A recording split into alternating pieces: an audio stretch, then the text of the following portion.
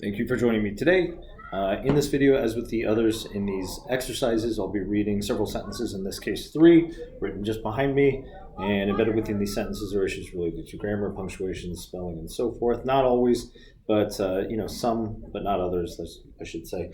After I've read each one to you, I'll step away, ask that you pause the video to reread and correct on your own, and then resume when you're ready to see, or so that we can correct together and see if your corrections align with my own. So we'll go ahead and take a look. Oh, and I should also mention that with regards to grammar, we're going to really focus on what are known as comparatives and superlatives.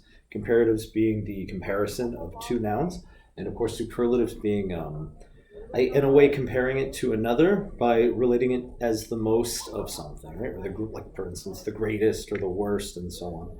And then comparatives are more like, she is taller than something, or someone else, etc.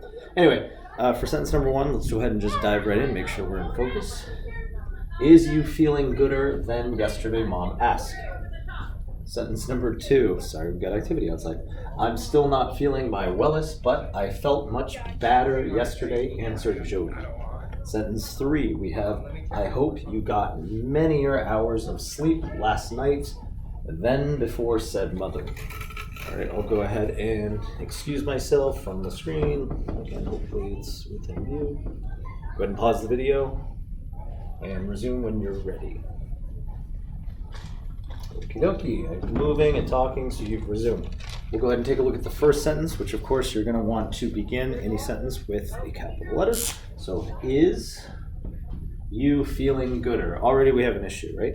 Rather than is, like a state of being, the copula, we want are, so it's an alternative version of is, also a copula, so are with the capital A, forgive my handwriting, are you feeling gooder?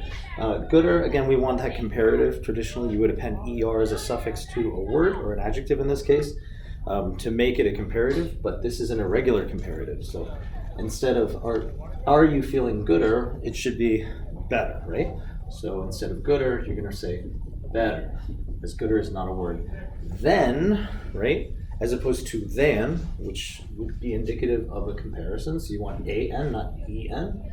Yesterday, this is a question, and we know Mom is asking it, or in this case, Mom has asked the question, so we're going to make that past tense by appending an ed to the end, and ending this clause, the second clause, with a period. However, this initial clause, since it's dialogue, needs to be captured using quotation marks, which means I need to begin them at the start. Are you feeling better than yesterday, comma, after, so following that quotation mark. For that pause, Mom asked. Okay, continuing forward. Again, each sentence here is just a flow of thought, right? Or a consistent story. So I'm, again, begin with capital. And in this case, this reads im, as opposed to I'm looking for that contraction between I and am, joined using apostrophe.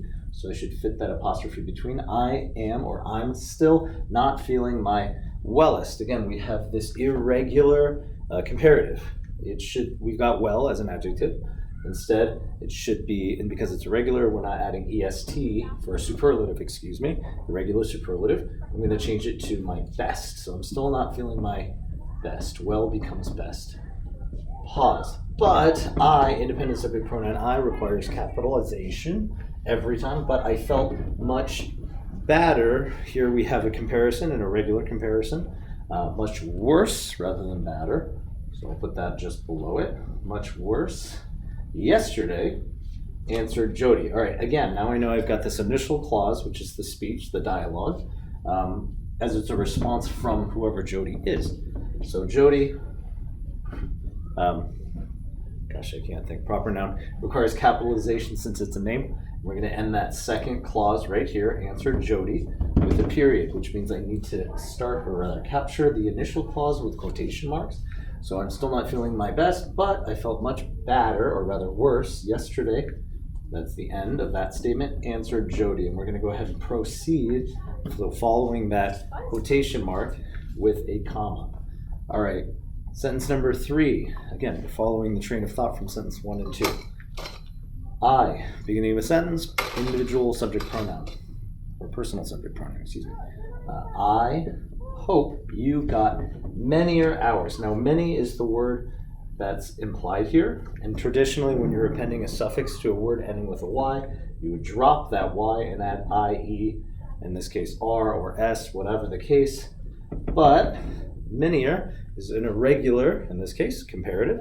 So I hope you got minier hours, no, more hours. Hope you got more hours of sleep last night, okay? Again, we have then when we want than, because we're comparing it to the night before. Than before, said mother. Again, we've got this initial clause. I know mom's saying it, so I'm gonna capture that using those quotation marks. It's dialogue. I know it ends it before, comma, second clause said mother, period. And now for mother, usually with words like mom or dad, you would leave it as lowercase, they're general nouns. Mother, you could argue, is a general noun, but I'm going to refer to this in a way that suggests it's a proper noun. Like I address this person specifically as mother, almost as though it were their name or their title. So I'm going to go ahead and capitalize the M in mother. There we go.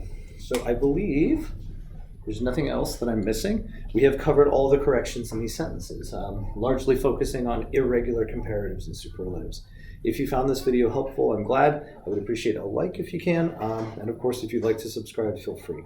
Otherwise, I will continue to work on exercises such as these to help you develop your language skills. And I look forward to working with you the next one. And I guess I'll record the next one on Eid. So happy Eid for those who celebrate.